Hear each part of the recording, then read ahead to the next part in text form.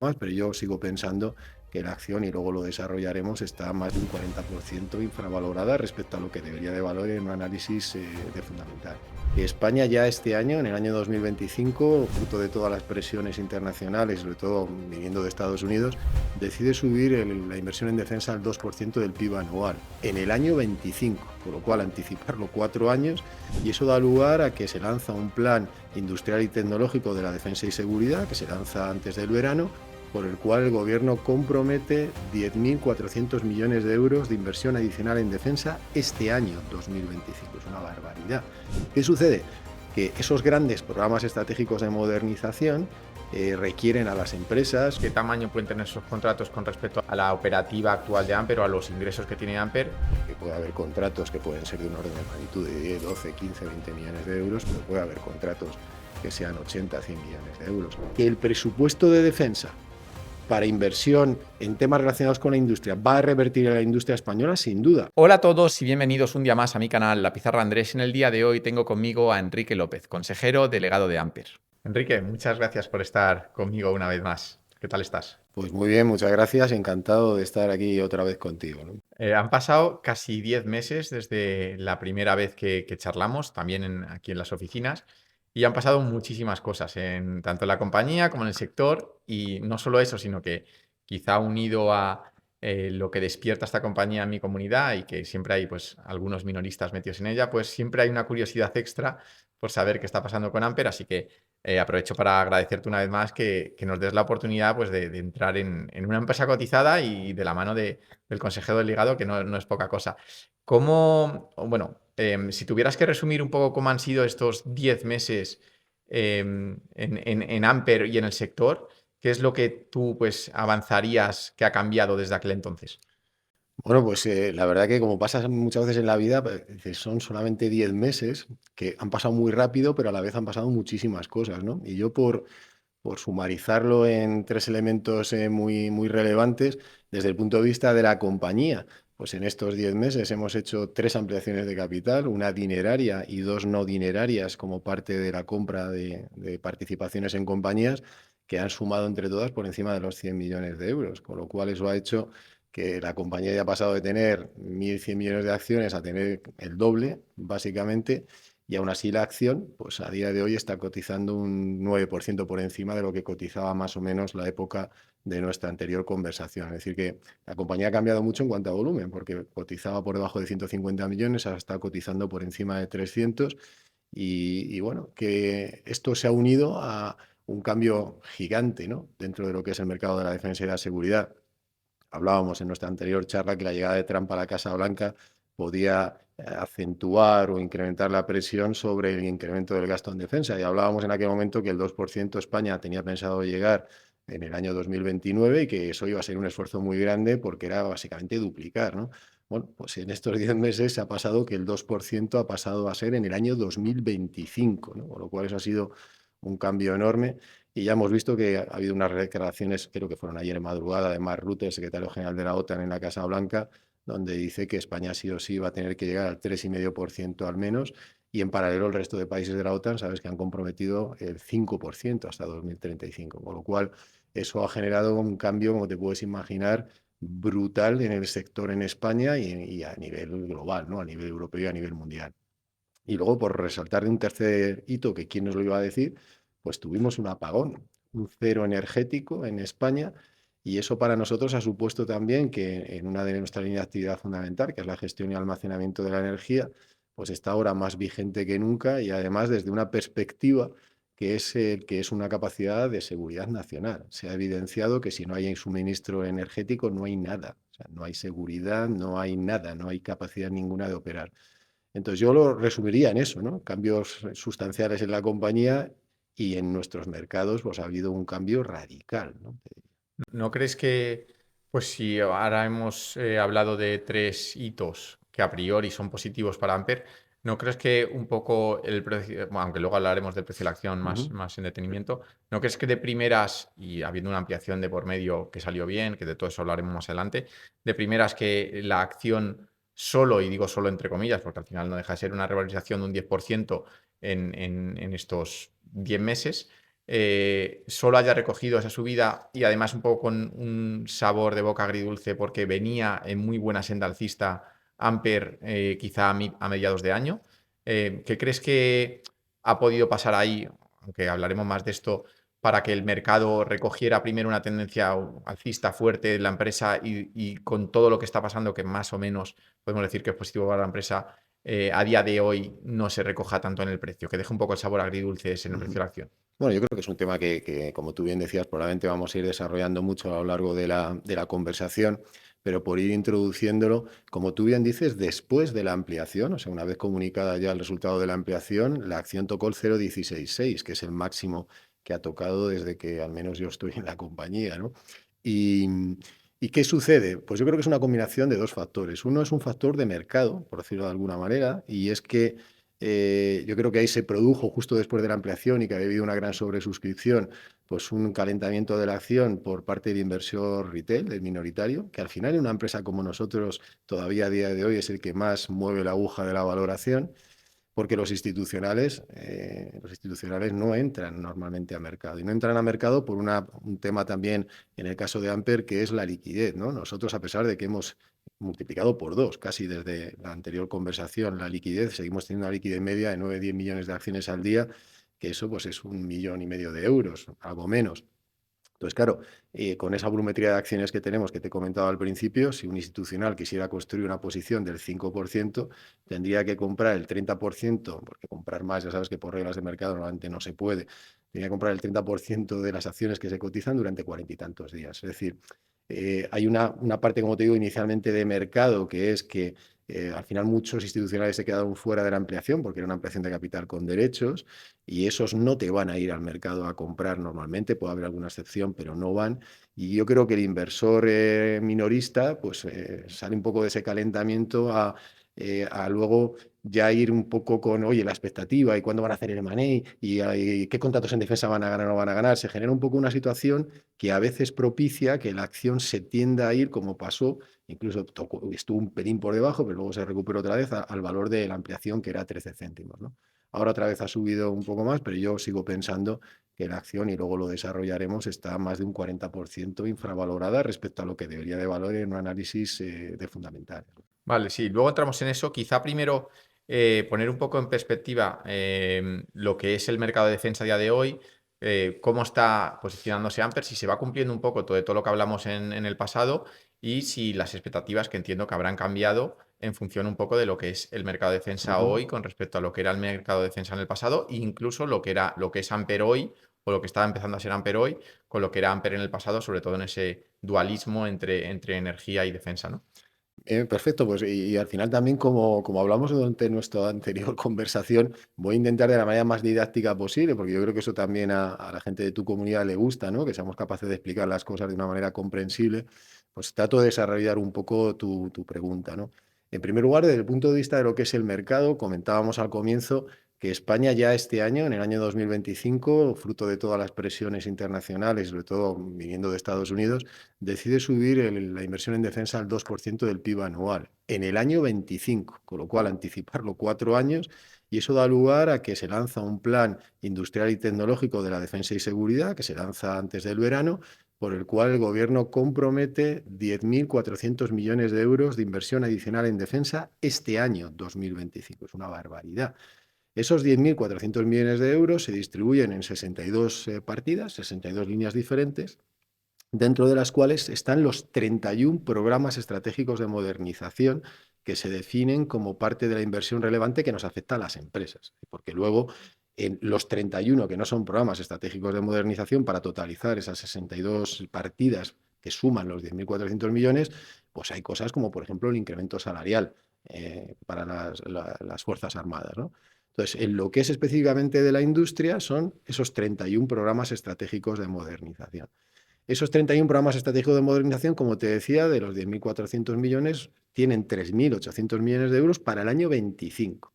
Esos programas estratégicos de modernización son normalmente plurianuales, de hecho alguno puede llegar hasta 2037, de estos que se han definido, pero para el año 2025 tienen 3.800 millones de euros.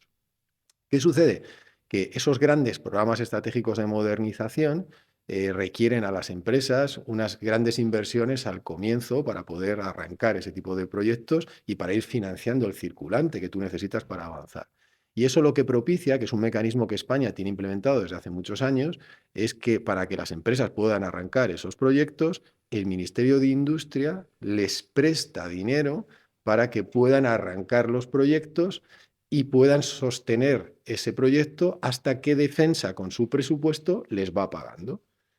Esos préstamos del Ministerio de Industria son los que se han vehiculizado a través de reales decretos que han tenido bastante relevancia en la prensa, a efectos de hablar pues, de esas cantidades enormes de dinero que ahora si quieres las desagregamos un poco. Entonces, esto funciona así, digo, para que también la gente lo entienda. Hay 31 programas estratégicos, grandes proyectos de defensa, que son los que van a impactar en la industria. Esos grandes proyectos tienen para este año un presupuesto de 3.800 millones, lo cual, para poder arrancarlos, da lugar a que el Ministerio de Industria preste a las empresas que van a liderar esos proyectos una cantidad muchísimo mayor. De hecho, se han prestado, y tengo por ahí las cifras exactas para que tu comunidad tenga las cifras exactas, se han prestado 14.224 millones de euros. Es decir, poniéndolo en un caso sencillo, si fuera un programa estratégico de modernización de 100, imagínate 100 millones, a lo mejor este año 25 solo tiene 10 millones de presupuesto y durante 10 años va a tener 10, 10, 10, 10. Pero para que esa empresa pueda ir haciéndolo, Industria le presta 50 millones. Es decir, le está prestando el equivalente a lo que va a cobrar durante 5 años. A medida que va cobrando del Ministerio de Defensa, año a año, va devolviendo al Ministerio de Industria. Y esa es la manera en la que se pueden financiar estos programas. Esto, como te digo, ya existía desde hace mucho tiempo. Lo que pasa es que anteriormente tenía una denominación diferente, se llamaban PEAs. Ahora son PEMS, Programas Estratégicos de Modernización, y antes eran PEAs, Programas Estratégicos de Armamento. Y era la misma dinámica. El contratista principal recibía una serie de préstamos del Ministerio de Industria para poder hacer un proyecto plurianual que iba cobrando año a año de los presupuestos del Ministerio de Defensa.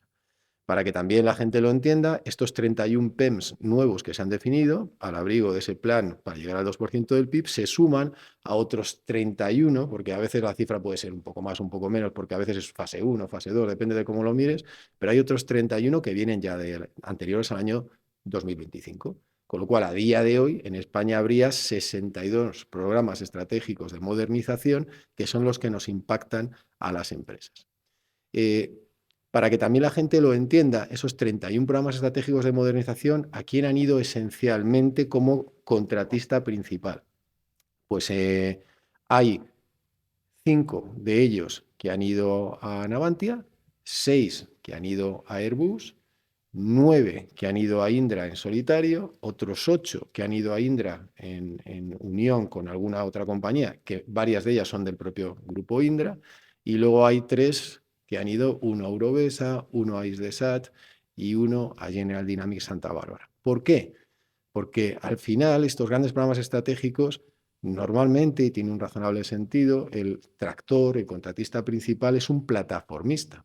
¿Qué es un plataformista? Pues en el caso de Navantia es la compañía que hace barcos y submarinos. Entonces la plataforma es el barco y el submarino y dentro de esa plataforma tú metes las comunicaciones, el armamento, todo lo que requiere esa plataforma. En el caso de aviones, helicópteros y drones, ¿quién es el plataformista? Airbus. Y Indra, un poco la novedad entre comillas, es que se ha posicionado como el plataformista terrestre. De hecho, si recuerdas, Indra compró TES, que es el contratista del vehículo 8x8 español, y Indra se ha posicionado un poco como el plataformista terrestre y de los programas, por decirlo de alguna manera, que puedan ser o de tierra o más transversales. Isdesat, que es el que ha recibido uno, es el plataformista satelital, porque es la compañía satelital de defensa española, y luego ha recibido uno, URO, que es una compañía gallega que fabrica el BAMTAC, que es el vehículo de 4 ruedas que usa el ejército de tierra, esencialmente, y luego hay otra más que ha recibido General Dynamics Santa Bárbara, que históricamente también ha sido un proveedor de vehículos terrestres. Y por ser exactamente preciso, hay una que es una UTE entre Picom, que es una empresa también entre SEPI, Indra y Tecnobit, y una filial de Tecnobit que se llama Cifedit. Entonces, como ves, al final, esos 31 programas estratégicos de modernización, el gobierno lo que ha seguido es una lógica de asignárselos primariamente a los plataformistas. Al plataformista naval, Navantia, al aéreo Airbus, al terrestre Indra y al satelital Isdesat. A partir de ahí, y así viene recogido en los reales decretos que regulan los préstamos, lo que estos contratistas principales tienen que hacer es capilarizar hacia el resto de la industria. Y de hecho, ahí te puedes encontrar, como es por ejemplo en nuestro caso, que con Airbus, en uno de los PEMs nuevos, estamos ya trabajando con ellos cómo vamos a colaborar, que es el del avión entrenador para los pilotos a reacción del Ejército del Aire. Y si la gente va al Real Decreto que regula los préstamos que se le han hecho a Airbus, Airbus sí detalla, por ejemplo, Indra en algunos no lo hace, y Navantia no lo hace, sí detalla qué empresas españolas son con las que va a colaborar y ahí aparece en el Real Decreto Amper, por ejemplo. ¿Y creéis que esto mismo, o sea, que va a ser tan bestia la inversión en defensa y tiene tan tan pocas plataformas en las que se distribuye ese dinero, que se van a ver obligados a contratar parte, pues como has dicho, pues en un submarino, pues ellos se encargarán de hacer lo que es el submarino y luego ellos mismos tendrán que desarrollar el resto de cosas en colaboración con otras empresas como podría ser Amper? ¿Crees que hay tarta para todos, no? Hombre, por supuesto. De hecho, al final, lo que el Ministerio de Defensa y el Gobierno de España, que son los que obviamente gestionan y coordinan todo esto, exige a esos plataformistas es que hagan un plan industrial asociado a cada programa estratégico que incluya al resto de la industria nacional, para asegurar que al abrigo de estos grandes programas y con la atracción de estos plataformistas, que son los contratistas principales, se produzca esa capilaridad y esa atracción del resto de la industria, ¿no? Para que la gente también se haga una idea de los 31 programas estratégicos de modernización que ya venían del pasado, antes de estos 31 nuevos, que curiosamente es la misma cifra. En esos Amper está en 8. Está en 6 de ellos trabajando con Navantia y en 2 de ellos está trabajando con Airbus. El último lo comunicamos por hecho relevante este año, que es el SIRTAP, que es el dron táctico de Airbus que ha vendido, pues, entre otros países, a España. Con lo cual, nosotros ya estábamos en los anteriores y, por supuesto, vamos a estar en los nuevos. Estamos, como te decía, y eso ya está aparecido, trabajando con Airbus para el avión entrenador del Ejército del Aire, pero también vamos a estar, sí o sí, con seguridad en algunos de los programas de Navantia y estaremos con seguridad en alguno de los programas que lidera Indra, para que efectivamente, como tú bien comentas, pues Amper va a captar, por supuesto, una parte, que evidentemente a día de hoy todavía no sabemos exactamente cuánto, pero con esos incrementos presupuestarios, pues nos va a dar pie a la posibilidad de adquirir un volumen de negocio interesante. Porque, y aparte de que estamos en una fase muy, muy de iniciación, ¿qué cálculo, qué contratos crees, qué tamaño pueden tener esos contratos con respecto a la operativa actual de Amper o a los ingresos que tiene Amper? ¿Crees que son lo suficientemente significativos como para que la compañía dé un salto de calidad, sobre todo a nivel de facturación? ¿O todavía no tenéis constancia de qué contratos, de qué tipo de contratos, qué cantidades estamos hablando? Bueno, ya empiezas a hablar un poco de volumetrías, ¿no? Y ahí tienes órdenes de magnitud diversos, porque puede haber contratos que pueden ser de un orden de magnitud de 10, 12, 15, 20 millones de euros, pero puede haber contratos que sean 80, 100 millones de euros, pensando siempre que son plurianuales, es decir, que pueden ser contratos a 4 años, a 5 años, a 6 años. Pero claro, para una compañía como nosotros, que estamos andando todavía el camino en este mercado y que este año vamos a hacer 110, 115, 120 millones en defensa de seguridad y comunicaciones, pues son cifras muy relevantes, ¿no? Que nos van a dar, pues, una base muy sólida para poder cumplir de una manera muy razonable las estimaciones que tenemos hechas en nuestro plan estratégico.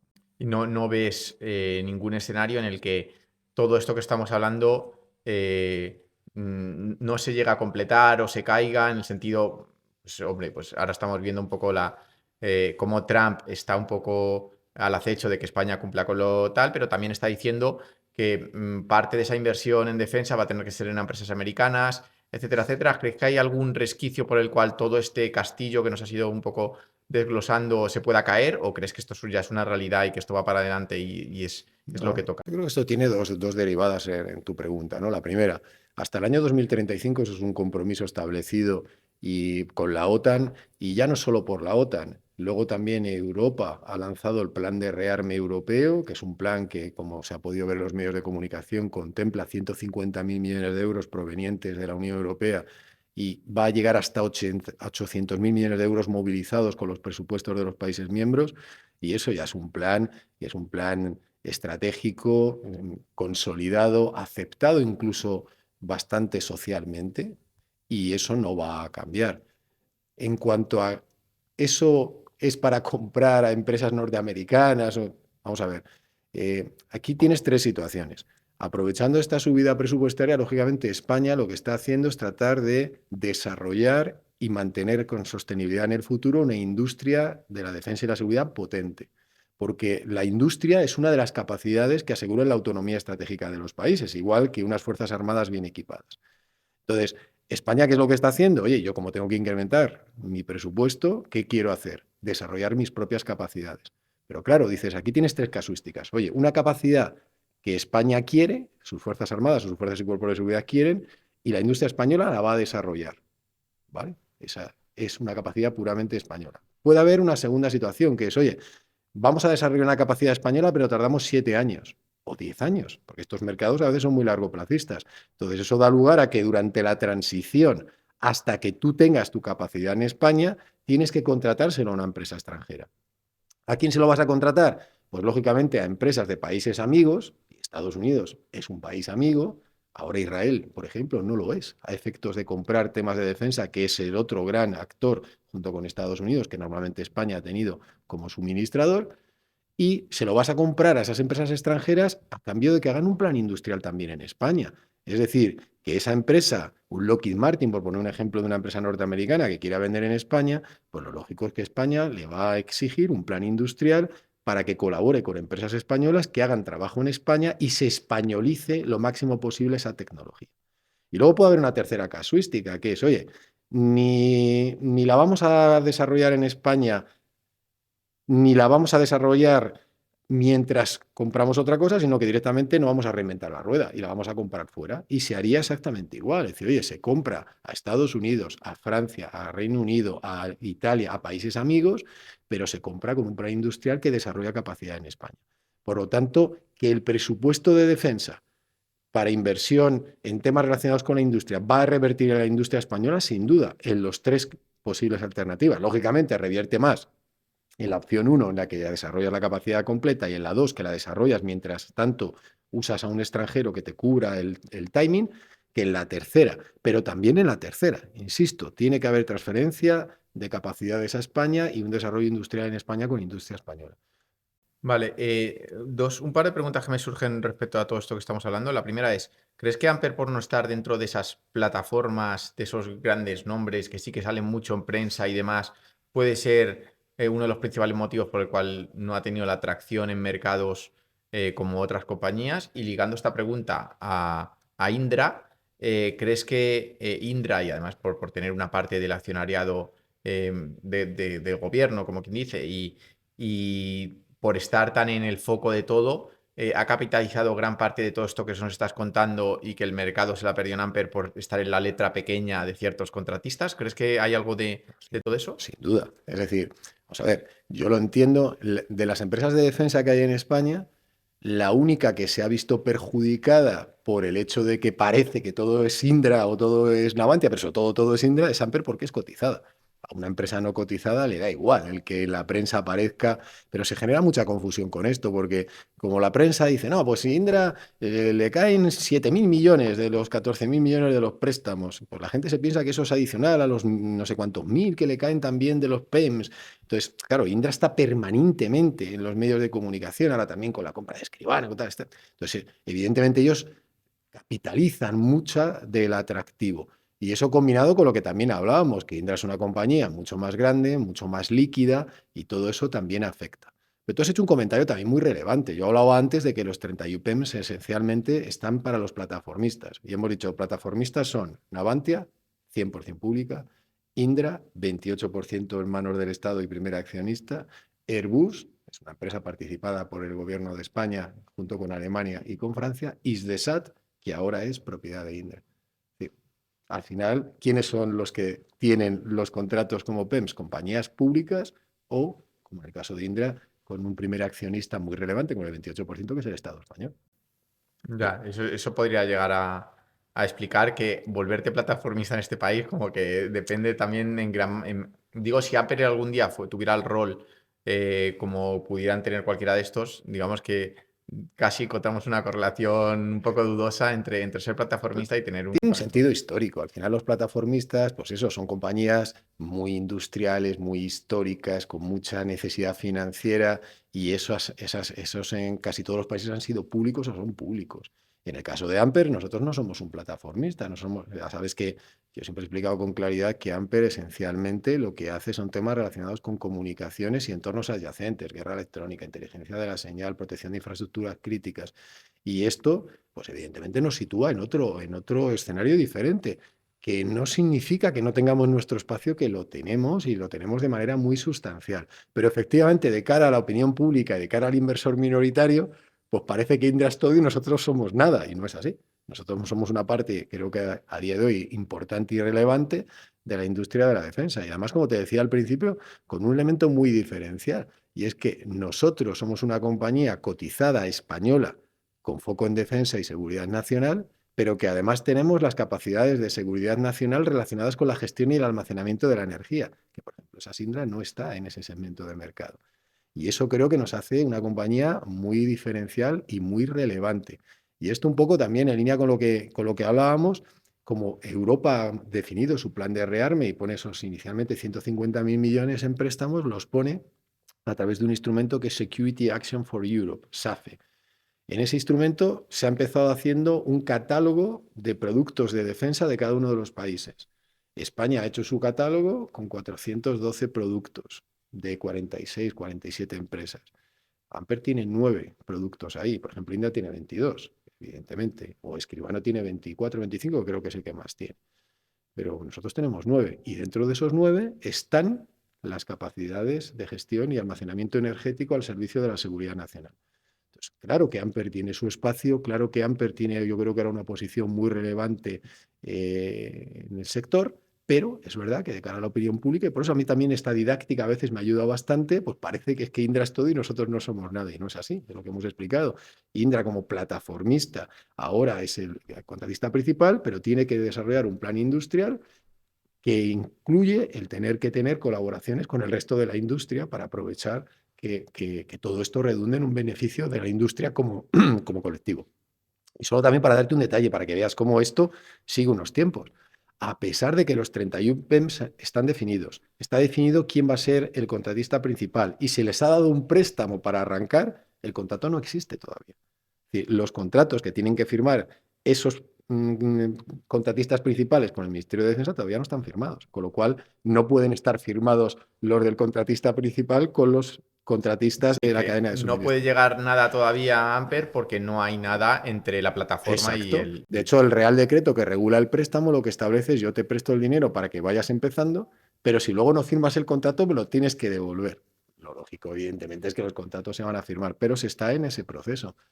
Vale, hablando de la importancia de Amper, sí que es cierto que hubo un hecho que fue la ampliación de capital, que sí que le dio cierta importancia a Amper o relevancia en el mercado, porque bueno, o sea, si quieres nos lo detallas un poco, pero básicamente se exigió al mercado una ampliación y se sobresuscribió pues casi 3 veces lo que pedías, ¿no?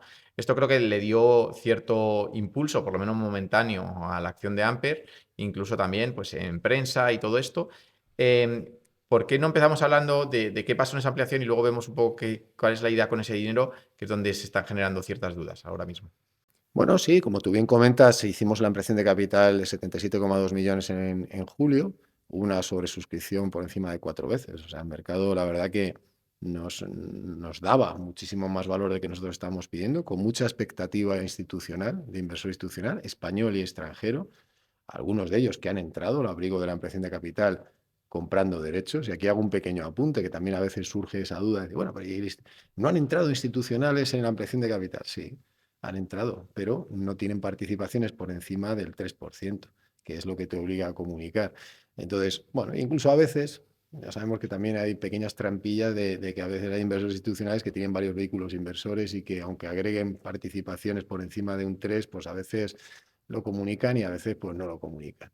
Pero sí que han entrado institucionales en la compañía y han entrado al abrigo de una ampliación de capital con derechos que les ha implicado tener que comprar derechos. Como explicaba antes, una vez que esos institucionales o han entrado o no han entrado en la ampliación de capital, después ellos no pueden ir a mercado a construir posición, porque construir posición, como decíamos, de un 5% con la liquidez que tenemos hoy, tienes que estar 40 y tantos días. Eso nadie lo va a hacer, porque tú mismo estarías generando un recalentamiento de la acción que va en contra de tu propio beneficio. Entonces, efectivamente, cuando hacemos la ampliación de capital, yo creo que el mercado entendió perfectamente y nos apoyó en que hacíamos una ampliación de capital única y exclusivamente para hacer inversiones en crecimiento inorgánico, en defensa y seguridad.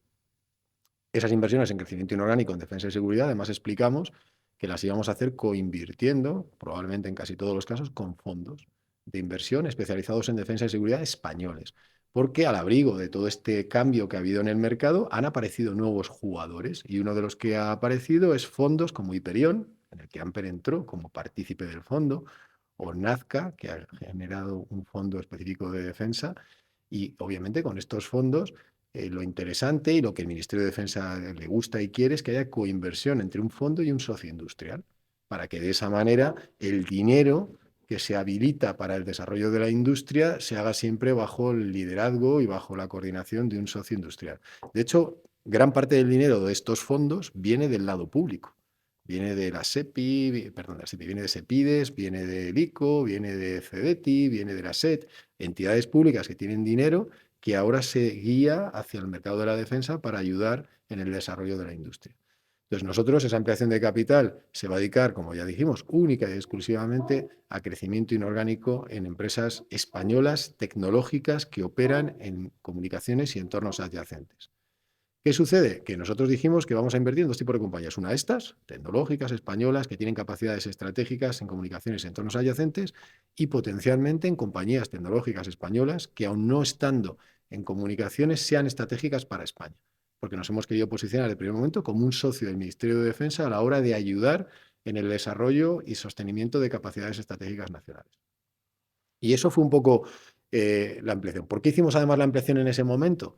La hacemos en ese momento porque el mercado en ese momento estaba claramente volcado en poder darnos soporte, y ya sabes que el mercado se abre y se cierra muy fácilmente y cada día más. O sea, basta que Trump salga hoy y diga cualquier cosa para que el mercado, que aparentemente está abierto, se cierre y te quedes sin la posibilidad. Y por supuesto porque ya había un trayecto largo de negociación que seguimos ahora y que luego te amplío un poquito más, con empresas para llegar a acuerdos que exigían la necesidad de tener los recursos financieros. Tú no puedes negociar con expectativa de cierre si tu contrario sabe que no tienes los recursos financieros. Y luego también hay temas técnicos y formales. Hacer una ampliación de capital en una empresa cotizada tiene un proceso formal que tiene unos timings, que te abre unas ventanas. Entonces, la conjugación de todos esos factores hizo que julio fuera el momento adecuado, y de hecho así se confirmó con esa gran sobresuscripción por encima de 4 veces, y que es la que nos ha permitido tener ahora toda la solvencia y la capacidad para tener los procesos de money que tenemos en curso y con el avance que tenemos en curso.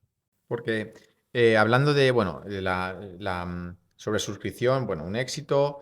Es cierto que, bueno, lo que hemos visto anteriormente de la volatilidad de la acción, de ahora subo, ahora bajo, cuando aparentemente, pues, esto había funcionado muy bien, y se anuncia que se van a comprar ciertas empresas, entre 3 y 5 empresas, con ese dinero de la suscripción. Entonces, aquí la pregunta que más me llega a mí, que creo que es algo bastante común dentro de Amper, es: oye, iban a anunciar compras de empresas y de momento pasa el tiempo y no pasa nada. ¿Cómo de difícil es comprar una empresa? ¿Cómo de avanzadas están ciertas cosas en la medida de lo que puedas hablar? ¿Y por qué, pues, la gente debería tranquilizarse, o tú crees que debería tranquilizarse con todo este tema que, por supuesto, entiendo que estáis trabajando en ello? Bueno, pues por dar respuesta a las dos derivadas de tu pregunta, ¿no? En cuanto al proceso de comprar una compañía, efectivamente esto no es ir al supermercado, tengo el dinero, voy y lo compro, ¿no? Y doy un paso atrás, te lo comentaba, ¿no? Que en este nuevo entorno que se ha generado al abrigo de este cambio que ha habido en el mercado, nosotros tenemos que alinear, antes de cerrar una operación, varios actores. Por supuesto, a los propietarios de la compañía, pero tenemos que estar muy alineados con el Ministerio de Defensa, muy alineados con los fondos que coinvierten con nosotros y muy alineados con Indra. Esto es sentido común. Si yo ahora invierto en una compañía que tiene una capacidad que Indra considera que no le resulta interesante o colisiona con el interés que él pueda tener, pues por lo que acabamos de hablar, que Indra está liderando los programas, pues entrarías en una situación de invertir en algo que no tiene recorrido o que el recorrido que tiene no es el adecuado. Por más que también hablamos luego de eso, que el mundo no termina en España, que hay un mercado internacional que para todas las empresas es muy relevante. Por lo tanto, el proceso de alineamiento de actores es complicado, pero luego en sí el proceso formal de comprar una empresa, pues bueno, pues tú eso sí que lo conoces, ¿no? Que hay un proceso de negociación que puede ser uno a uno o puede ser un proceso que algunas compañías, ante la expectativa que pueda haber, pues pueden abrirte un proceso con algún asesor externo que es más abierto, donde puedas tener algún tipo de concurrencia, aunque en nuestro caso normalmente no es así. Luego llegas a una presentación de una propuesta no vinculante que te puede dar un periodo de exclusividad para ya hacer una due diligence, un proceso de negociación y cierre. Eso al final son procesos que llevan un razonable tiempo. Y como te digo, más allá del tiempo del proceso formal, que es importante, es que nosotros aquí no podemos cometer el error de no alinear esos actores que te estoy diciendo, porque es que todo esto es un mercado en el cual todos son vasos comunicantes y por llamarlo de alguna manera es un ecosistema en donde hay una gran conexión entre todos estos actores. El Ministerio de Defensa, en este caso Indra como gran tractor nacional, obviamente los accionistas propietarios de las compañías, los fondos con los que estamos coinvirtiendo. Entonces eso es lo que hace que sea un proceso que no es trivial y que no te tienes que precipitar. Dicho lo cual, yo lo que también he dicho en alguna ocasión públicamente es que esas entre 3 y 5 operaciones, que evidentemente pueden ser más o menos en función de cuáles haces, porque no estamos negociando solo con 3, 4 o 5 compañías, estás negociando pues ahora con mucha intensidad con 8 y con 4 o 5 más que tienes ahí en cartera. Es decir, y dependiendo de cuál encaja, cuál es finalmente la que te pones de acuerdo, se hace a múltiplos razonables, está mejor alineada con nuestro interés estratégico y el de este entorno del que te estoy hablando, pues pueden ser 3, pueden ser 4, pueden ser 5. Yo siempre he dicho que vamos a hacer, y estamos haciendo un esfuerzo grande por intentar que al menos una primera operación se haga este año 25 y el resto se harán a lo largo del año 26. Yo entiendo a veces un poco la intranquilidad de la gente y la expectativa, pero evidentemente las cosas llevan su tiempo. Estamos acabando octubre, quedan todavía 2 meses muy largos de trabajo, además suelen ser meses muy productivos, noviembre y diciembre, porque la gente se focaliza mucho en hacer muchas cosas para llegar a final de año con los deberes hechos. Y la compañía está haciendo lo que debe, creo que lo está haciendo de la manera que debe hacerlo, con responsabilidad, no sobrepagando, no generando calentamientos absurdos y alineándose muy bien con esos actores que te he comentado. Por lo cual yo lo de que diría a la gente es un poquito de paciencia y tranquilidad, que eso va a llegar sin duda y que los fondos, obviamente, de la ampliación de capital tienen un único destino y objetivo, que es ese. Sí, porque supongo que desde puertas para adentro en Amper, que la acción cotice a, hombre, siempre es mejor que la acción vaya bien que mal, pero que la volatilidad de la acción en el corto plazo como que la miráis poco, ¿no? Que la acción valga hacer, siempre gusta que esté más alta, pero que os da igual si creéis que los tiempos tienen que ser los que son y que el trabajo bien hecho es lo que va a primar a largo plazo, ¿no? O sea, es algo que con el paso de los meses yo cada día he ido armonizando más. Lo que por un lado es lo más primario que un consejero delegado tiene que hacer y es que la compañía haga su plan, sus números y tenga la viabilidad futura, porque mi responsabilidad esencial es que Amper sea cada vez más grande, cada vez más sólida, cada vez genere más caja y lo haga de una manera sostenible en el tiempo.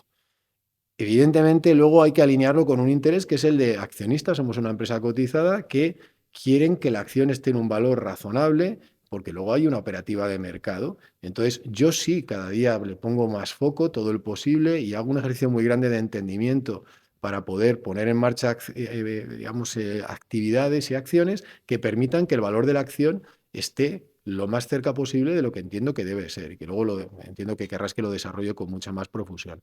Pero sí, ¿qué sucede? Que es verdad que si tú te obcecas en ver la acción, por decirlo de alguna manera, cada día, pues evidentemente ahí sí que está sometida a una cierta volatilidad que poco puedes hacer para controlarla, ¿no? Entonces, bueno, yo sin obsesionarse con el valor de la acción, porque hay veces que, como te digo, sobre todo en los cortísimos periodos de tiempo, pues tiene fluctuaciones que no responden a ninguna explicación concreta, sí que hay que tener cuidado para que la acción cuanto antes se alinee con lo que yo entiendo que es su valor razonable. Y, por supuesto, siempre sobre la base de una compañía con cimientos sólidos y que tenga la capacidad de ganar dinero y generar caja hoy, mañana, pasado, y por lo tanto no sea flor de un día. Yo creo que la compañía está haciendo sus deberes, se está posicionando, tiene una estructura financiera, comercial, operativa cada vez más fuerte, mayor credibilidad, ganando contratos muy relevantes, que luego también comentaremos un poco, y eso sin duda va a reflejarse en el valor de la acción. ¿Te atreves un poco a decirnos cuál es la cantidad o la capitalización que podrían aportar esas empresas que quieres comprar o qué caja, qué EBITDA podrían darte en el caso de que se completaran? Un baremo, porque ya sabemos que pueden ser más o menos empresas, pero lo que tenéis pensado un poco internamente, ¿tenéis Sí, números de eso? durante la ampliación de capital ya anuncié un poco las cifras macro, y es que esas empresas que vamos a tomar participación, pues ya sabes que nuestra estrategia no es comprar el 100% de las compañías, puede darse en algún caso, sino que es comprar participaciones de consolidación, coinvirtiendo, como te decía, con fondos especializados en defensa y además en algunos casos pagando parte en acciones de Amper, porque eso tiene una ventaja, ya no tanto que también la tiene, de que no tienes que hacer un desembolso en caja, pero también tiene una ventaja de que las dos que hemos hecho anteriormente lo haces a un valor de la acción por encima relevantemente del valor de cotización, y con eso también lo que consigues es que los propietarios de las empresas a las que vamos a participar y controlar, pues se sientan partícipes del proyecto de Amper. Y las estimaciones que hicimos es que las sociedades que vamos a participar y que van a consolidar dentro del grupo Amper en el año 28, porque tenemos hecho una serie de proyecciones, deberían de aportar unos 200 millones de ventas y unos 40 millones de EBITDA. Muy bueno, vamos a esperar porque creo que esto es lo que más, a día de hoy, lo que más genera ansiedad en el Sí, inversor pero retail, pero bueno, no, es pero lo que ya, es. O sea, y sobre todo que la gente lo que tiene que tener la tranquilidad es de que ahora tenemos la credibilidad, la estrategia, la manera de afrontar esos procesos de negociación. Conocemos perfectamente las empresas, llevamos mucho tiempo hablando con ellas, acompañándolo. Estamos coordinando esto bien con el Ministerio de Defensa, con Indra, con los fondos, con los actores que te he comentado. Y todo lleva su tiempo si quieres hacerlo bien. Evidentemente, si quieres sobrepagar y pagar 20 veces EBITDA, pues podríamos haber hecho una operación ya, pero no tiene sentido. Creo que hay que hacer las cosas bien. Y estamos en tiempo. Yo entiendo un poco la ansiedad, ¿no? Porque parece que que sobre todo el inversor minorista está esperando a que hagamos una operación para que ahí yo, boom, se desborda y todo se va a 0,16, 0,18, 0,20. Y dices, pero si es que no, todo lo que se está haciendo va en esa línea y va en esa línea de manera clara y consistente. Y creo que con hechos tangibles y que tengan esa confianza que eso va a suceder. Y lo que no debemos hacer es atropellar la razón o hacer operaciones, como te digo, fuera de valor o hacer operaciones que no tengan la posibilidad de que sean operaciones de futuro, ¿no? muy bien, hemos hablado un poco de cómo está el mercado de defensa, hemos hablado de la ampliación de capital y lo que es las compras inorgánicas o el crecimiento inorgánico. Ujú. ¿Por qué no hablamos ahora un poco de cómo está Amper como negocio a día de hoy? ¿Qué noticias hay nuevas o en qué estáis trabajando ahora? ¿Cómo ha cambiado la empresa en los últimos 10 meses con este intento de virar un poco al tema Ujú. más de defensa? ¿Qué es lo que resaltarías así de primeras en dónde está Amper hoy? Bueno, yo creo que, pues, por darte un poco highlights ejecutivos, yo creo que la compañía, evidentemente, en estos 10 meses ha seguido progresando muchísimo en todos los aspectos, ¿no? Desde el punto de vista, por decirlo de alguna manera, por empezar por lo puramente operativo, ¿no? Yo creo que la compañía ha firmado contratos muy relevantes y muy estratégicos, o sea, algunos comunicados por hecho relevante, como el que hemos comentado con el bus del SIRTAP, pero otros que estamos haciendo por comunicación más tradicional. Por ejemplo, recientemente hemos firmado un contrato muy interesante con México Distrito Federal para el Mundial de Fútbol, para reforzar sus sistemas de seguridad con tecnología propia de Amper. Eso es un producto y tecnología propia de Amper. Estamos firmando contratos muy relevantes, por ejemplo, hemos firmado un par de ellos que estoy pendiente de si podemos o no, porque por razones de confidencialidad hay veces que hay clientes en estos mercados que son muy sensibles a que comuniques cantidades, a que comuniques qué es exactamente lo que haces, dónde lo haces, cómo lo haces, por razones obvias de seguridad. Pero, por ejemplo, en Arabia Saudita, como te decía, hemos firmado un par de contratos, uno en comunicaciones críticas para la seguridad y otro en comunicaciones aeronáuticas para asegurar la operativa de infraestructuras críticas aeroportuarias, muy relevantes en un país importante para nosotros. Firmamos en Perú un contrato también muy interesante, en Perú Seguro, con un sistema de seguridad apoyado en inteligencia artificial. Estamos firmando contratos relevantes y quizá ahora lo que la compañía intenta hacer es un esfuerzo comunicativo mayor. Y yo sé que también en mucho accionista minoritario a veces pues se queja un poco de que les gustaría tener más información. Y es verdad que aquí también hay veces que topamos con la dificultad normativa, es decir, que tú puedes comunicar por hecho relevante lo que puedes comunicar luego por comunicación convencional lo que puedes comunicar, tienes que tener mucho cuidado con el desalineamiento de información, es decir, oye, nosotros tenemos que comunicar la misma información a todo el mundo, pero vamos a seguir haciendo un esfuerzo comunicativo en prensa, en cosas como esta, para ser didáctico, un esfuerzo comunicativo a través de nuestra web, de nuestras redes sociales, aparte de la figura de hecho relevante, que ya sé que a la gente es lo que más le gusta, pero nosotros ahí somos muy disciplinados y solo podemos comunicar por hecho relevante contratos por encima de unos 20 millones o que sean muy estratégicos por motivos X, ¿no? Entonces, bueno, yo creo que ahí la compañía operativamente ha hecho un ejercicio y un esfuerzo muy grande de posicionamiento y de ir ganando contratos. Y como te digo, hemos empezado a tener contratos civiles y militares muy relevantes en gestión y almacenamiento de la energía. Y estamos trabajando en cosas muy interesantes con el Ministerio de Defensa, o con Metro de Madrid, como propietario de una infraestructura tan crítica como es el Metro de Madrid, que se vio parada completamente el día del apagón, porque el apagón, como te decía al principio, nos puso a todos delante de algo Por curiosidad, y luego esto es lo típico que se hace viral. ¿Qué pasó en el apagón? vamos a ver, conceptualmente, conceptualmente, lo que pasa es que tú empiezas a tener una red cada vez más compleja de generación de energía y consumo, muy compleja y que, por ejemplo, las renovables, que se pone mucho el foco en las renovables. Cuando tú estás produciendo con fotovoltaico o con eólico, produces cuando hay luz o hay viento, pero no todo lo que produces en ese momento el sistema lo acepta. ¿Qué es lo que pasa? Que es lo que no introduces o lo almacenas en baterías o lo pierdes. Entonces, muchas veces las renovables lo que tratan de es, oye, pues yo meto todo lo que pueda. Y eso a veces genera oscilaciones de tensión en la red, que la red para protegerse, a veces lo que puede llegar a pasar es lo que pasó, que en un ejercicio de protección la red es como que te saltaran los plomos de tu casa, ¿no? Y, oye, pues para que no haya una sobretensión, pues me paro y se fue a cero de tensión. Entonces, al final, conceptualmente es una mezcla de esto, ¿no? De que ahora, sobre todo con las renovables, en una gran capacidad de generación, y eso en una red tan cada día más compleja como la que tenemos en España, quizá no está preparada para absorber ese tipo de situaciones y por lo tanto ahí muchas veces se ha hablado y de hecho ha habido alguna actuación gubernamental de que el almacenamiento forma parte de esa posible solución. Pero es que el almacenamiento, igual que forma parte de la posible solución para evitar oscilaciones y para evitar inestabilidades en la red, forma parte también de la solución de ¿y si se cae qué? Estamos viendo que vuelve a haber preocupación porque la propia red eléctrica ha comunicado que ha habido oscilaciones e inestabilidades que pudieran llevar otra vez a un apagón.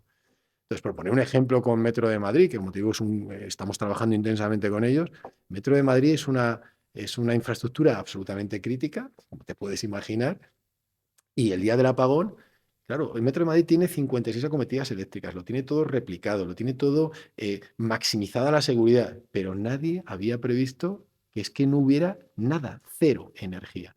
Entonces, claro, para tú poder tener la capacidad de operar en una situación de cero energía, tienes que tener una metodología, una tecnología, una serie de procedimientos de gestión y almacenamiento de energía que te permitan mover trenes que se te han quedado parados, desalojar gente que se ha quedado en ascensores, tener comunicaciones.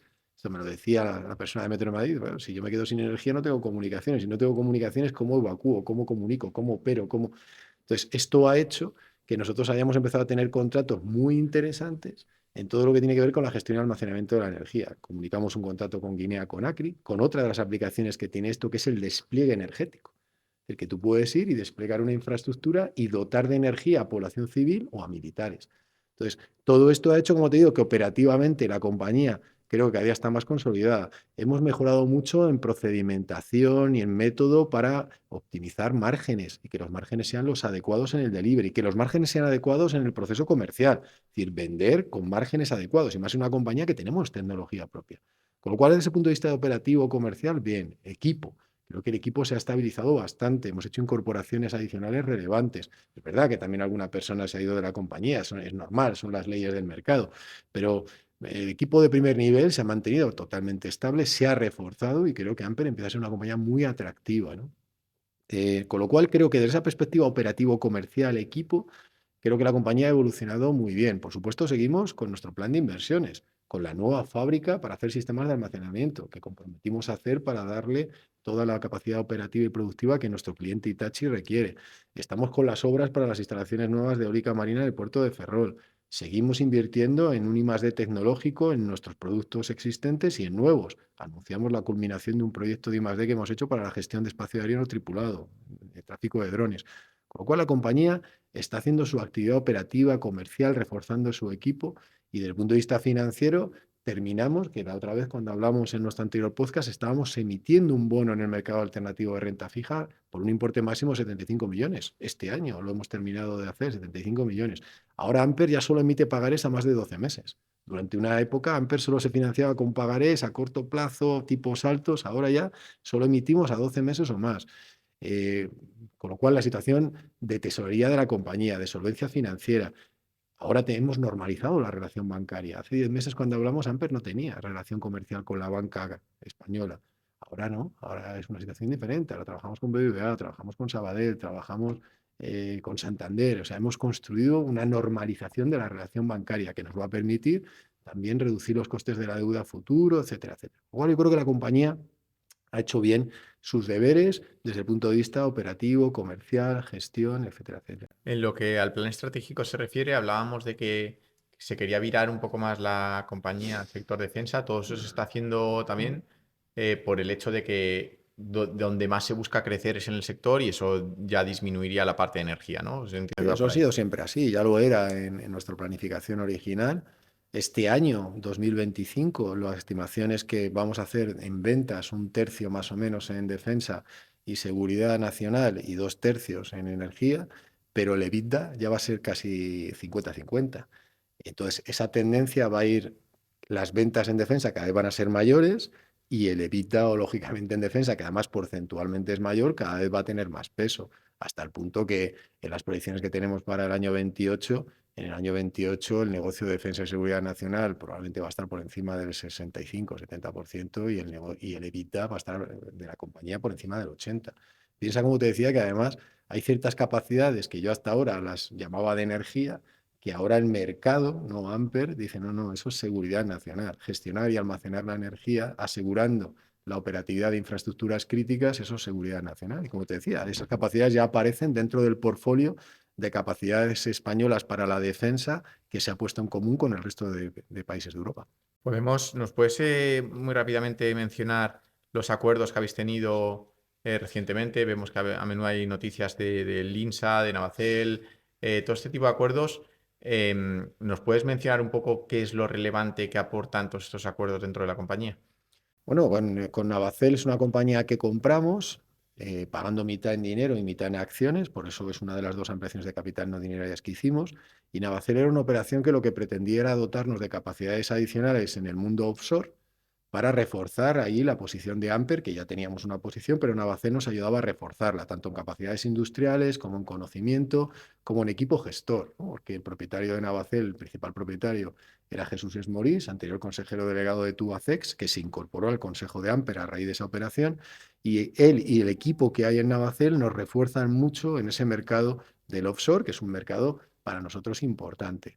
Y en el caso del INSA, como ya preveíamos el que iba a haber este crecimiento enorme previsto y que ya está, ya estamos creciendo de una manera enorme en todo lo que tiene que ver con la gestión y almacenamiento de la energía, y del INSA solo teníamos el 51%, entendimos que para un negocio tan estratégico a futuro, que como he dicho ahora se ha convertido en un pilar esencial de la seguridad nacional, Amper tenía que tener el 100% de esa compañía, además pudiéndolo negociar en unas condiciones buenas para nosotros y para el propietario del 49%, que es la familia Muñiz, la familia que la creó, una familia gallega.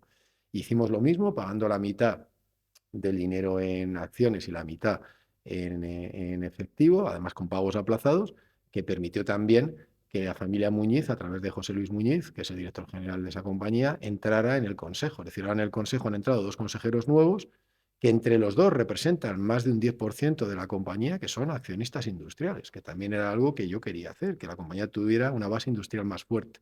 De hecho, ahora entre Jesús Esmorís, la familia Muñiz, es decir, los propietarios de Navacel anteriores y del INSA, más Celenza, tienen básicamente un 20% de la compañía. Es decir, tienes un 20% de la compañía en manos de socios industriales, con una visión industrial a largo plazo. Entonces, en el INSA, para que te hagas una idea, por lo tanto, ahora Amper ya es el dueño al 100% de las capacidades de gestión y almacenamiento energético. Nosotros hicimos la operación a un valor equity value que ahora como hay una parte de las acciones del INSA que son un covenant del bono, tenemos que hacer una valoración de experto independiente cada año. La que hemos hecho, que nos han entregado hace unas pocas semanas, la valoración que se hace del INSA es más de 3 veces el valor al que nosotros entramos. El informe de experto independiente está valorando el INSA por encima de los 175 millones de euros, el equity value del INSA, y que es un activo muy relevante, como te digo, con una capacidad de proyección enorme futura que está ahora al 100% dentro de Amper y ha permitido además construir una estructura accionarial con una base industrial mayor. Ya. Hablando un poco de, nos has contado un poco, bueno, un montón de cosas que han ocurrido a Amper desde entonces, pero hablando un poco de la situación financiera, ya un poco de múltiplos, de cómo está la compañía, pues de caja, deuda, ¿qué estimáis para este año? Si un poco cumples un poco con lo que hablamos hace ya casi un año, ¿qué se espera para el futuro? Hablemos un poco de números para que la gente comprenda un poco dónde estamos. Ujú. Pues sí, para este año nosotros teníamos previsto en nuestro plan que en el negocio orgánico, es decir, sin considerar posibles operaciones que hicieras este año, pues teníamos que estar en unos 370 millones de euros de ventas, teníamos que hacer unos 40-41 millones de EBITDA, lo cual significa que ya iríamos a un EBITDA doble dígito, porque un 40-41 millones de EBITDA sobre 370 ya estás en un 10-11% de EBITDA. La deuda financiera neta por debajo de 3 veces EBITDA, siempre es también un requisito que nos marcamos, y terminar el año con más de 600 millones en cartera de pedidos, es decir, contratos pendientes de ejecutar por valor de 600 millones o más. Y nosotros, obviamente, esto a veces cuando traslado con confianza que lo vamos a hacer, la gente se piensa que es fácil. Bueno, eso ya está hecho. Evidentemente, esto es un ejercicio de esfuerzo enorme para el equipo de Amper, pero yo estoy absolutamente convencido que lo vamos a hacer. Es decir, que nosotros este año terminaremos el año con esos alrededor de 600 millones de cartera de pedidos, unos 370 de ventas, unos 41 millones de EBITDA, que supone casi un 11% de EBITDA, y la deuda financiera neta por debajo de 3 en el múltiplo de deuda financiera neta EBITDA. Y además, como te decía, de ese EBITDA, de esos 41 millones aproximadamente, la mitad vendrá ya de defensa y seguridad nacional, que serán unos 125 millones de los 370. Bueno, por curiosidad, entiendo que estos resultados se verían reflejados en febrero, una cosa así, pues estamos hablando de resultados anuales, ¿verdad? Sí, nosotros al final es también de común acuerdo con la CNMV, que empresas del tamaño de Amper no le gusta demasiado que haya publicación trimestral, nosotros hacemos publicación semestral, con lo cual efectivamente todo esto que yo te cuento pues se verá en la comunicación de resultados que hacemos. Sí, se aprueba a finales de febrero y yo al día siguiente comunico los. Porque esto es diferente de lo que puede ser el nuevo plan estratégico de la empresa, me imagino, porque aquí solo dar las cifras de lo que ha sido el curso anual y el plan estratégico, me imagino que lo actualizaréis a medida que todas estas compras de empresas y todo este crecimiento inorgánico ocurra, ¿o cómo? Sí, el plan que tenemos actualmente en curso era un plan 2023-2026. Y lo que estamos haciendo ahora ya, al abrigo del presupuesto del 26, estamos reproyectando hasta el 2028. De tal manera que mi idea es que, a ser posible, antes del final de este año, pues anunciar al mercado un nuevo detalle que se va hasta 2028 y que ya di las líneas maestras al abrigo de la ampliación de capital, que es pues que, bueno, que en el año 2028, juntando orgánico más el inorgánico, que como te decía, nos debe de aportar a finales de 2028 unos 200 millones de ventas y unos 40 millones de EBITDA, eso haría que Amper en el final del 28 debería estar por encima de los 800 millones de ingresos y unos 120 millones de euros de EBITDA. 120, que sería triplicar El que vamos a hacer este año. lo que esperáis para este año. Exacto. Es decir, el M&A, para lo que pedimos esos 77,2 millones, nos va a permitir triplicar el EBITDA en el 2028. Claro que eso es lo que quizá el mercado más está esperando pues igual para subirse a la acción o lo que sea, que es lo que no terminan de. No, pero que yo lo entiendo y es un poco lo que hemos intentado desarrollar con las preguntas previas, ¿no? Que es explicarle a la gente de la manera más didáctica posible cómo funciona esto y que a veces, pues evidentemente cuando estás negociando con alguien, tú puedes tener todo el objetivo del mundo en terminar en una fecha, pero salvo que quieras ceder en cosas que a lo mejor no tienes que ceder, hay que darle un tiempo a las cosas, ¿no? Pero vamos, que para poder llegar a ese escenario de hacer operaciones de money de estas características con capacidades estratégicas nacionales que generan esos niveles de ventas y EBITDA, ha habido que hacer todo el camino previo.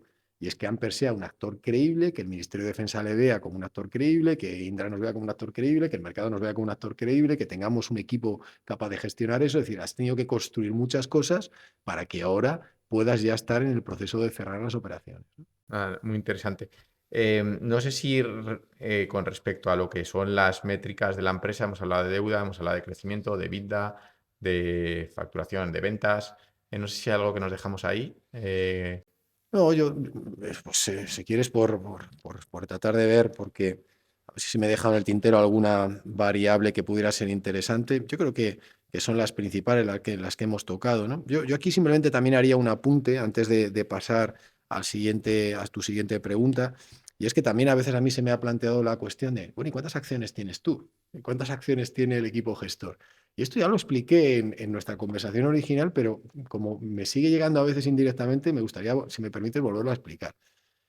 Nosotros como equipo gestor, tanto la ampliación de capital que se hizo en el año 23 como la que se ha hecho ahora, hemos asegurado una parte de la ampliación de capital, un 1% fue en la primera y un 0,4 en la segunda, es decir, pero bueno, para nosotros una cantidad, estamos hablando de cientos de miles de euros.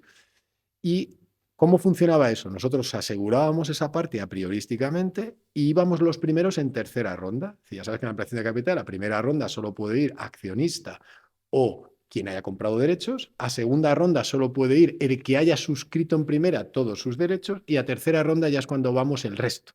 Pues en el resto nosotros íbamos los primeros, antes de institucionales, antes de los que no son ni accionistas ni tenedores de derechos. En ninguna de las dos ocasiones hemos podido comprar acciones. ¿Y qué sucede? Hay gente que dice, bueno, ¿y por qué no las compráis ahora? Porque no podemos. ¿Y por qué no podemos? Porque estamos en una situación de bloqueo permanente. Normalmente en las empresas cotizadas, los directivos de alto nivel con acceso a información privilegiada, no puedes comprar acciones ni cuando estás en fase de presentación de resultados. O estás ahí, es claro, o sea, hay todas las compañías y ahí no puedes comprar. Pero luego tampoco puedes comprar cuando estás en una situación en la que tienes información que el mercado no tiene. Y eso no es una cuestión de volumen, porque ha habido algunas veces que les he dicho a los abogados, joder, pues o sea, compro 10.000 euros, si es una situación de confianza. No, no, no, si es que esto no es una cuestión de volumen, es una cuestión de que no se puede comprar acciones por parte de un equipo gestor que tiene información privilegiada. ¿Y qué es información privilegiada? ¿Qué operaciones vas a hacer? ¿Cuándo las vas a hacer? ¿En qué valor las vas a hacer? Tú tienes esa información y no puedes comprar acciones. Pero por enfatizarlo, que ya lo comenté en la anterior conversación, pero eso ya ha evolucionado. Yo en la anterior conversación dije, oye, pero que nosotros encantados de comprar en cuanto el mercado nos deje comprar, porque ya, insisto, la ampliación de capital está asegurado. ¿Qué significa que está asegurado? Que yo mi parte, antes de la ampliación de capital de julio, la tuve que depositar en una cuenta de valores, que luego me la tuve que volver a llevar porque no me cayó ni una acción. Pero nosotros tuvimos que depositar el dinero. ¿Qué pasa? Que dices, oye, como no puedo comprar acciones a mercado, lo que ya te lo conté en el anterior podcast y te lo vuelvo un poco a detallar ahora, nosotros lo que hemos trabajado y ya está cerrado básicamente, pero tiene que haber una junta de accionistas que lo apruebe, es un incentivo a largo plazo. Que todo el equipo directivo de Amper, una parte muy relevante de lo que va a ser su modelo retributivo, va a ir ligado al incremento de valor de la acción y se va a pagar solo en acciones. Con lo cual, hay una doble vinculación y compromiso por parte del equipo directivo de Amper a la acción de Amper, que es que solo cobraremos ese incentivo si la acción de Amper se revaloriza y solo cobraremos en acciones. No hay caja, no hay nada. Entonces, para que te hagas una idea, en un caso como el mío, en los 4 años que dura el plan, 23, 24, 25 y 26, más del 60% del peso de mi retribución sería eso. Es decir, que si yo no consigo que la acción se revalorice y luego eso me pagan en acciones, yo dejaré de cobrar más del 60% de lo que sería mi esquema retributivo de 4 años. Y insisto, comprar acciones, ¿no? Si cuando han estado a 0,13, ¿qué más me hubiera gustado a mí? Que decir, si yo a 0,13 en la ampliación de capital, podíamos haber comprado y queríamos haber comprado. Pero que los accionistas tengan esto claro, que si no las compramos es porque los abogados nos dicen que no podemos, que no estamos en lo que ellos llaman puerto seguro para justificar que no teníamos acceso a información privilegiada que nos permitía tener una posición preferente a la hora de entender el valor, ¿no? Sí, más o menos como ligado un poco a lo que sería la performance fee de un fondo de un fondo de inversión, pues algo similar en lo que a salario se refiere, pues Sí, que sea. totalmente así. El cálculo es muy sencillo. ¿Cuánto valía la empresa cuando nosotros empezamos a gestionarla? ¿Cuánto vale al final del año 26?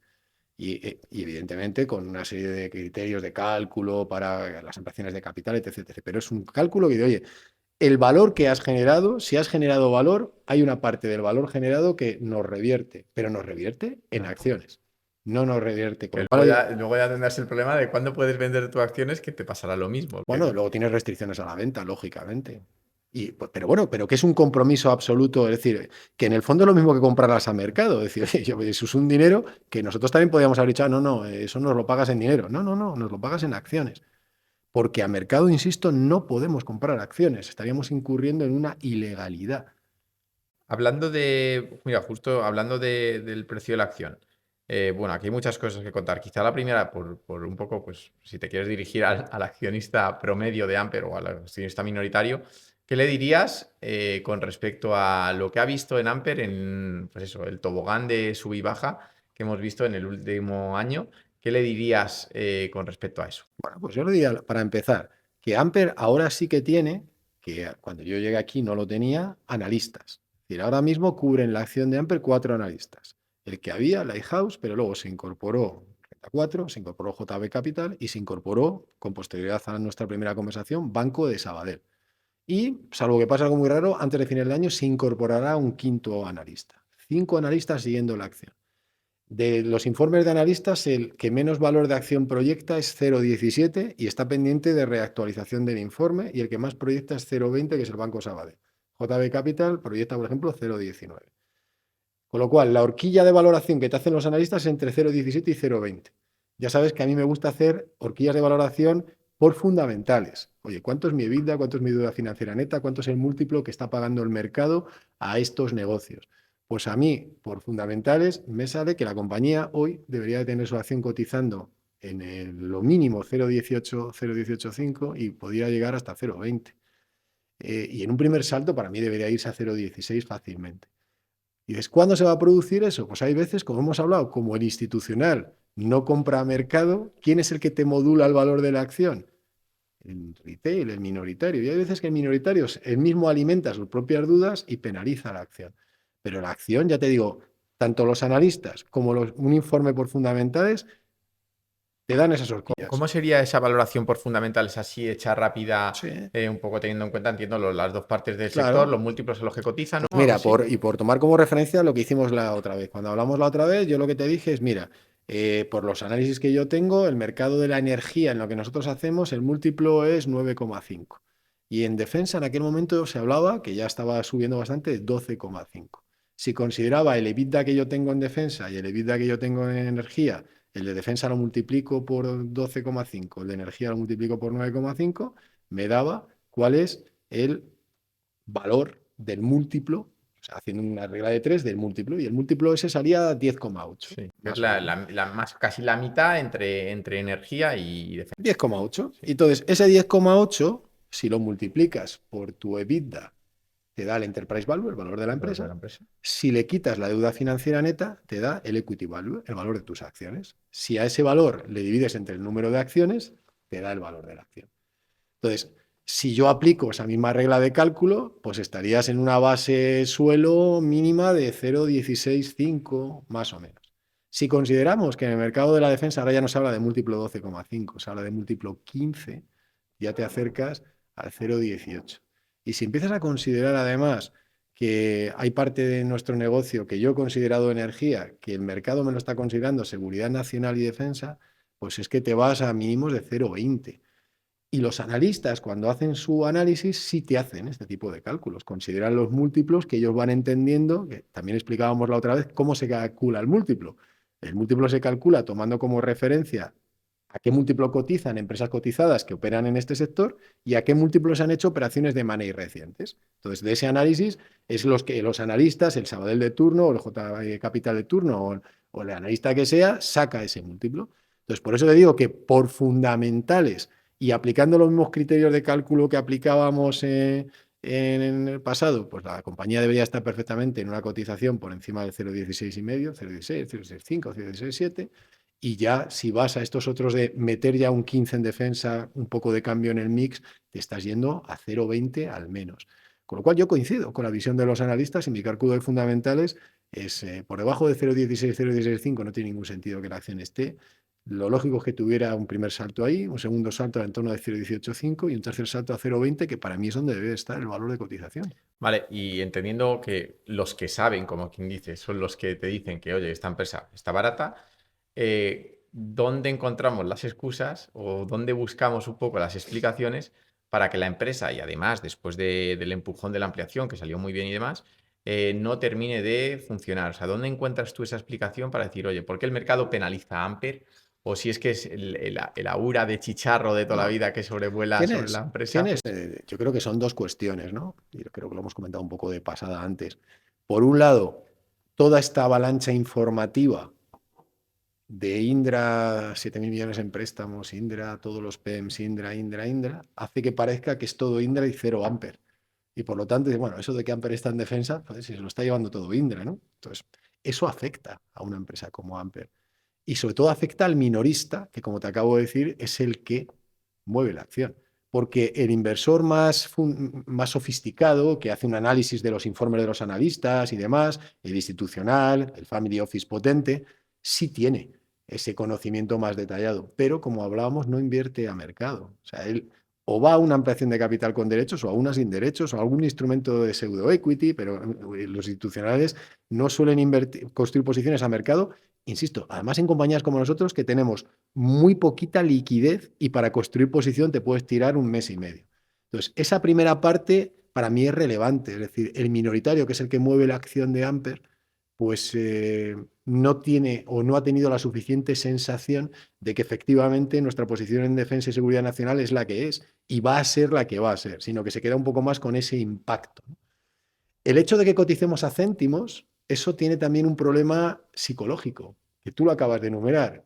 ¿Te rememora a qué? A un chicharro en bolsa. Es decir, algo que cotiza a 0,136 ayer, y dices, joder, esto cotiza a céntimos.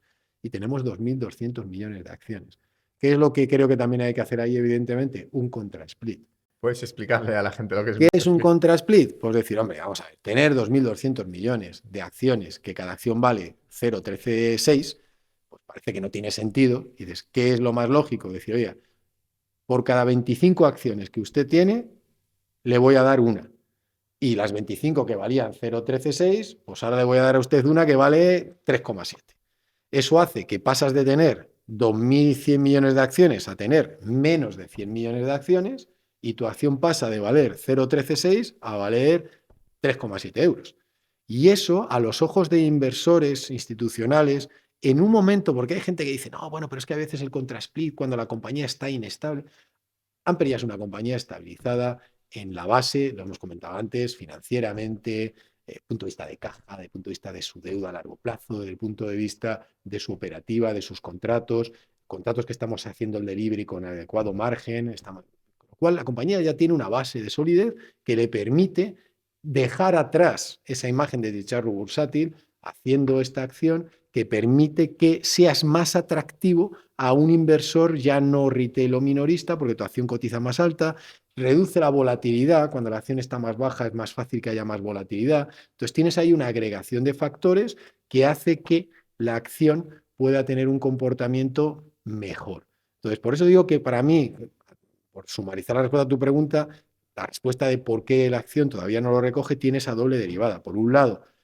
pues que todavía con todos estos impactos de Indra en defensa, es que todavía no habéis hecho una primera operación. Bueno, pues es que estamos en tiempo de hacerla y además dando todos los pasos. Eso afecta al minoritario que desconfía y si lo mezclas con la sensación de, oye, esto es un chicharro y si esto vuelve a ser como era, mucha gente me habla de hace 5 años, y yo, hace 5 años no sé lo que pasa en esta compañía, yo sé lo que pasa desde noviembre del año 22, que yo estoy al frente de ella. Entonces esa combinación de impactos que le llegan al minoritario mientras todavía al institucional no construye posición a mercado, junto con el hecho de que somos una compañía que todavía por nuestro valor de cotización rememora a nuestra época chicharro, por decirlo de alguna manera, creo que eso afecta. Lo que pasa es que también tiene una ventaja, todo en la vida tiene un lado positivo y es que, oye, es que a lo mejor efectivamente cuando todo esto que ya estamos haciendo, que estamos desgranando a lo largo de esta conversación, que son hechos, nuestro reforzamiento financiero, nuestro reforzamiento operativo, nuestro posicionamiento, nuestra credibilidad, contratos cada vez más relevantes en todos esos perímetros. Bueno, pues todo esto lo que puede hacer es que se desborde el balón de la acción. Es decir, que en un momento dado pasemos a algo que también comentábamos en nuestra anterior conversación, que es que a lo mejor el mercado no te lleva a valor de fundamentales, sino que te lleva a valor de expectativa. Porque cuando la compañía cotizó a 0,166 justo después de la ampliación de capital, pues estaba ya por encima de los fundamentales que yo tenía. Porque a 0,166 está un poco por encima del fundamental base. Con lo cual puede desbordarse en un momento dado la acción y decir, oye, pues toda esa, por decir de alguna manera, que yo lo percibo, porque obviamente con el minoritario para mí me resulta más difícil de tratar, primero porque obviamente son muchos y segundo porque tengo que tener una precaución enorme con el desalineamiento de información, pero muchas veces cuando hablas con bancos, hablas con instituciones públicas, la credibilidad que tiene a día de hoy Amper es enorme. Y por eso nos ha permitido pues, tener pues una capacidad de credibilidad financiera que nos ha permitido normalizar la relación, que no está deuda hasta el largo plazo, hacer una ampliación de capital con sobresuscripción, firmar contratos relevantes en defensa, como he comentado, que estamos en los antiguos programas y estamos ya en los nuevos y estaremos en los nuevos. Todo eso al minoritario a veces le cuesta más. Por eso también te decía el esfuerzo que permanentemente creo que tenemos que hacer en mejorar cada vez más la comunicación por todos los canales posibles y siempre con las limitaciones que la ley establece.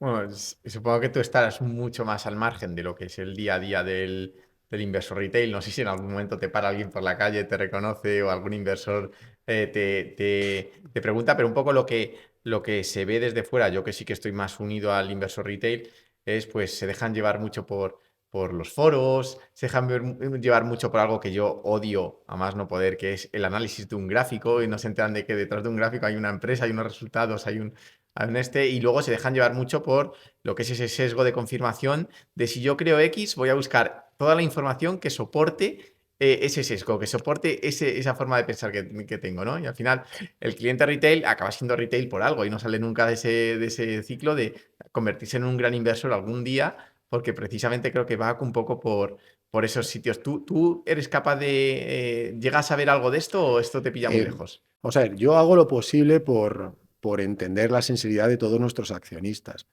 Es verdad que a veces el meterte tú, por ejemplo, a mirar los foros y demás que tú comentabas es deprimente, ¿no? Porque es que a veces la gente hace una serie de reflexiones y hace una serie de especulaciones y traslada una serie de bulos, a veces y tonterías que te quedas, vamos, y a veces te insultan, con lo cual muchas veces también dices, pues tienes que intentar aislarte del detalle, pero quedarte con el fondo de la cuestión.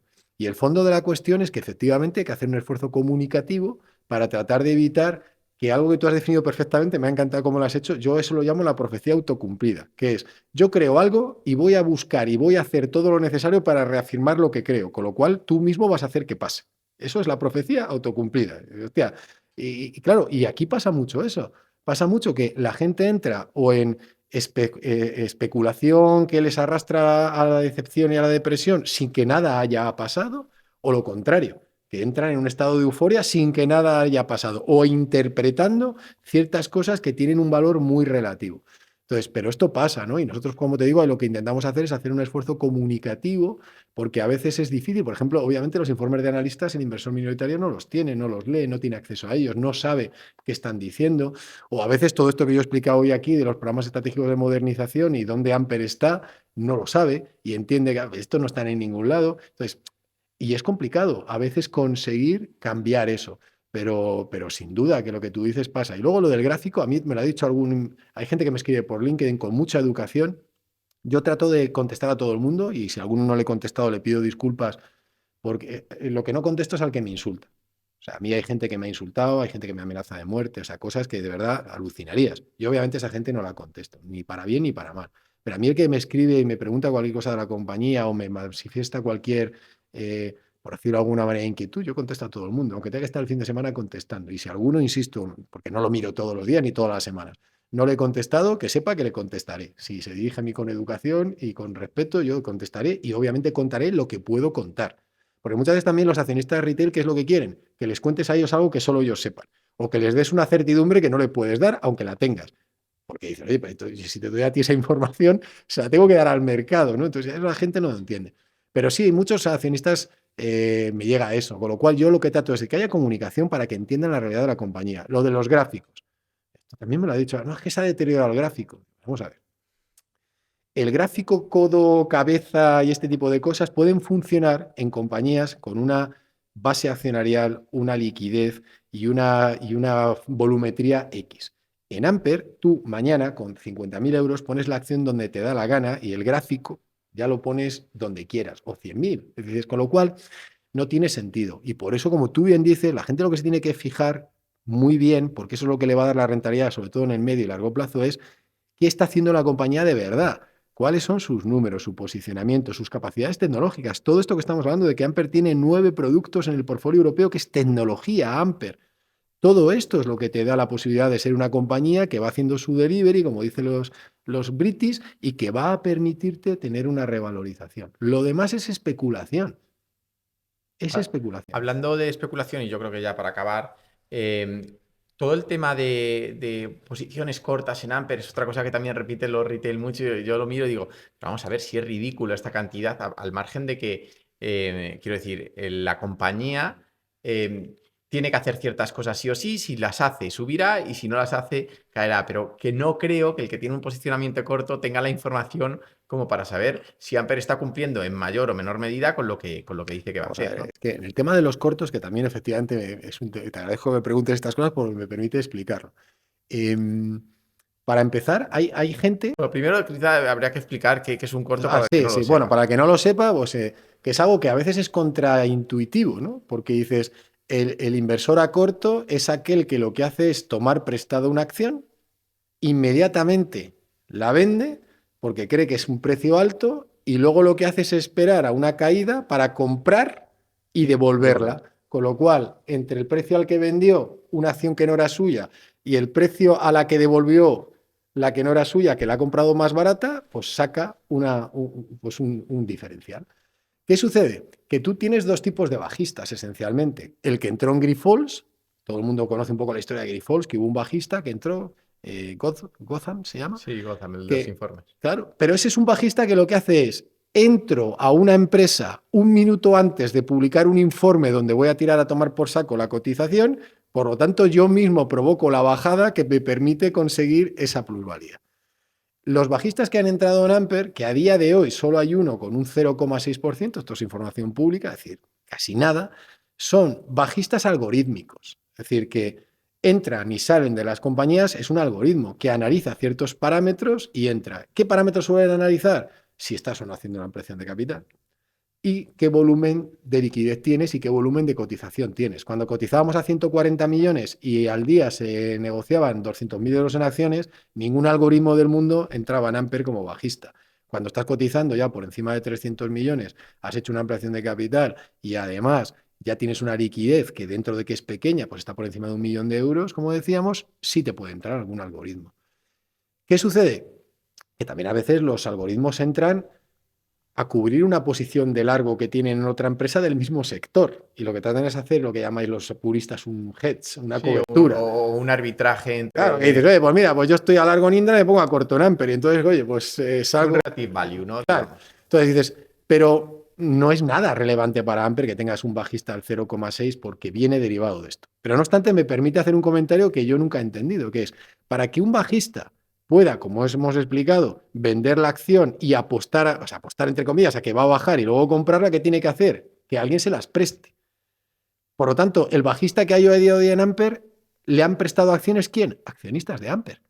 Y además se le han prestado accionistas de Amper que son minoritarios, son retail. Y es, ¿por qué un retail le presta acciones a alguien a cambio de una comisión que la cobrará si ese ha conseguido que la acción baje? Es Es como absurdo.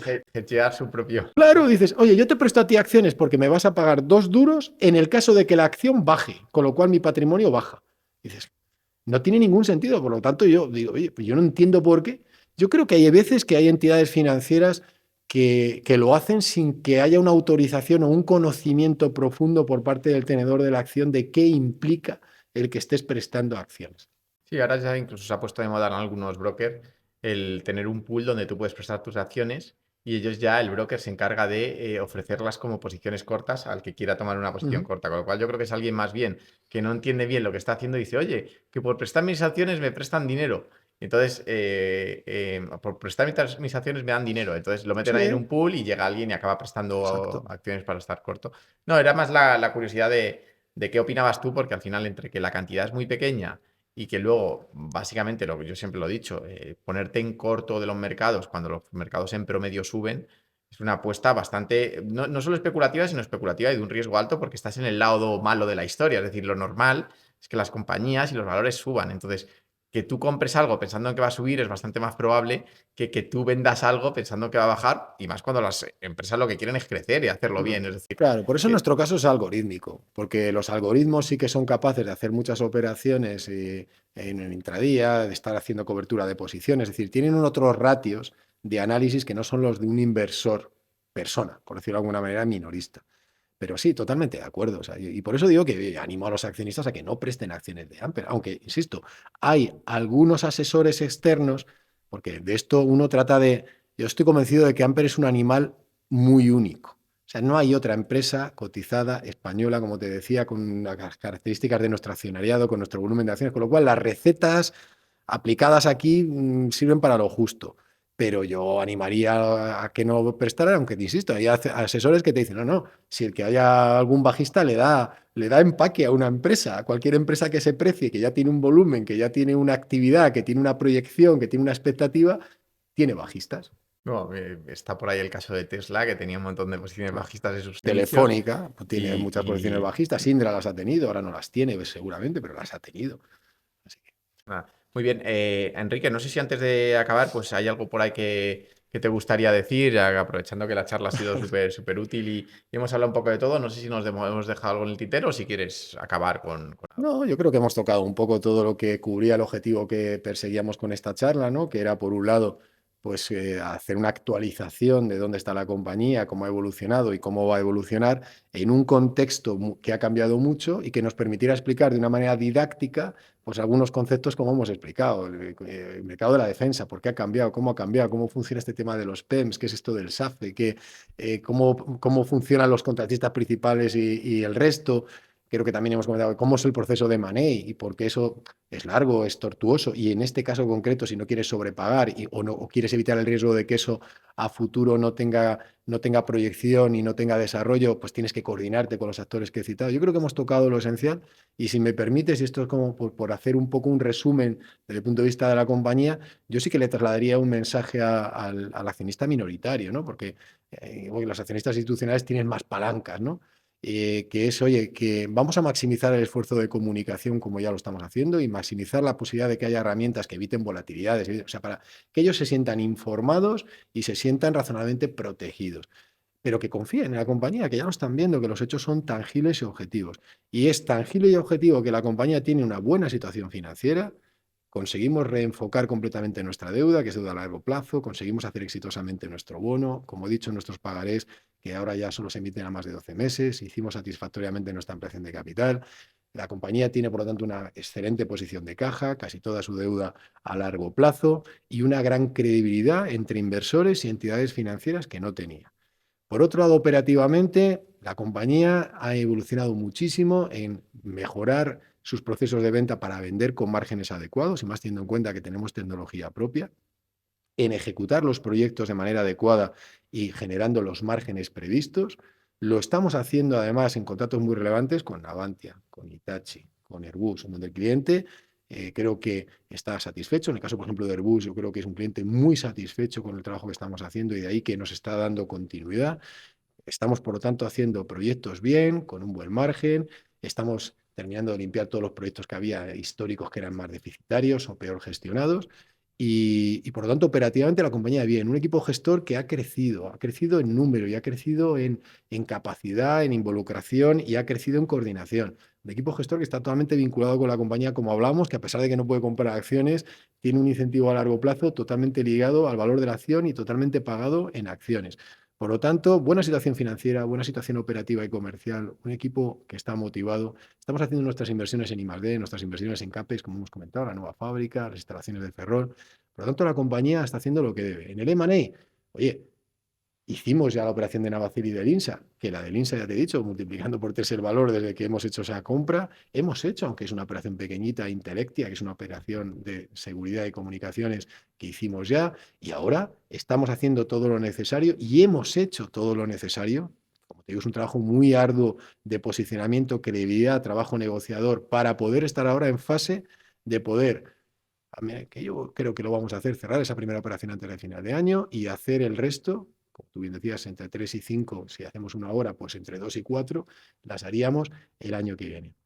Por lo tanto, Amper es una compañía sólida, que está cumpliendo con su plan, que tiene un gran posicionamiento en defensa y seguridad nacional, porque es la única empresa española cotizada con tecnología propia, con foco en defensa y seguridad nacional, y que además tiene capacidades energéticas asociadas a la gestión de energía en la seguridad nacional. Con lo cual yo creo que es una compañía en la que se puede confiar, por la que se puede apostar y que además, como hemos hablado, tiene su acción actualmente, en mi opinión, y en la opinión de los analistas, infravalorada por encima de un 40%, con lo cual es una gran oportunidad inversora. En un mercado en el que operamos, defensa, seguridad nacional y en la parte de energía offshore, largoplacista, y que, como bien tú me preguntabas y hemos estado debatiendo, hasta el 2035 al menos va a tener una gran estabilidad creciente en cuanto al volumen presupuestario. Y yo creo que eso es un poco lo principal como mensaje para que el ¿Te mercado lo entienda. atreves, si Dios quiere y nos vemos aquí en otro vídeo en 10 meses, un año o lo que sea, ¿te atreves ahí un pronóstico de dónde estaremos en un año, el precio de la acción, dónde lo ves tú, Sí, aunque quede grabado y la hemeroteca sea peligrosa? que quede grabado. Al mismo perímetro de acciones, pues ya sabes que si cambia el número de acciones, Ya. cambia, pero al mismo perímetro de acciones que tenemos hoy, final de 2026, entre 0,28 y 0,30. Y ahí dejas un poco entrever que puede que incluso haya un contra-split en algún momento. Claro, pero si hay un contrasplit, pues eso Pues lo multiplicado proporcional. por 25 si el contrasplit es 1,25. Pero si, para que la gente lo entienda de manera sencilla, si no cambiáramos el número de acciones, ¿dónde yo veo la acción al final del 26? 0,28, 0,30. Pues, bueno, Que coincide con el valor que te di hace 10 meses. Porque te dije que podía llegar a 0,60 en el final del 26 con la mitad de acciones. Con lo cual el valor de compañía sería el mismo. Mantengo mi visión de que vamos a estar 0,28, 0,30 con el volumen de acciones actual, y que si hay un contrasplit 1 a 20, por ejemplo, pues la gente que lo multiplique por por 20. Es 20. decir, la acción Bueno, estaría entre 5,6 y 6. es una predicción arriesgada. Ojalá, ojalá, ojalá. Bueno, oye, yo me mojo. Tú me has dicho que me moje, yo me mojo. Ojalá. Y evidentemente sabemos que, lo hemos hablado, que el mercado tiene una psicología de mercado, que hay profecías autocumplidas en positivo y en negativo, que la acción hay que mirarla con una perspectiva siempre de medio y largo plazo. Pero si me pides, y yo te estoy dando esa proyección, ¿por qué? No porque sea mago y tenga una bola de cristal, sino porque te estoy haciendo una estimación de valor por fundamentales. Muy bien. Pues bueno, que lo veamos nosotros. Ojalá que sí. Así En- sea. Que... Enrique, muchas gracias, es un placer. Esperamos verte de nuevo. Eres muy querido aquí en la comunidad y hay mucha gente que es incluso accionista de Amper y es un placer poder estar aquí en tus instalaciones y que nos dediques un tiempo con lo liado que Nada, estás. sabéis que esta es vuestra casa y que al final para mí este es un tiempo invertido, porque es un tiempo que me permite hablar con tu comunidad, que es una comunidad que en una parte relevante es accionista de Amper y en la parte que no lo es, esperemos que lo sea. Muy bien, muchas gracias, Gracias Enrique. a ti. Un placer. Así que nada, chicos, esto ha sido todo por hoy. Espero que os haya gustado. Si tenéis dudas o cualquier cosa que decir, me la podéis dejar en comentarios y nosotros nos vemos en el siguiente vídeo. Se despide la Pizarra Andrés.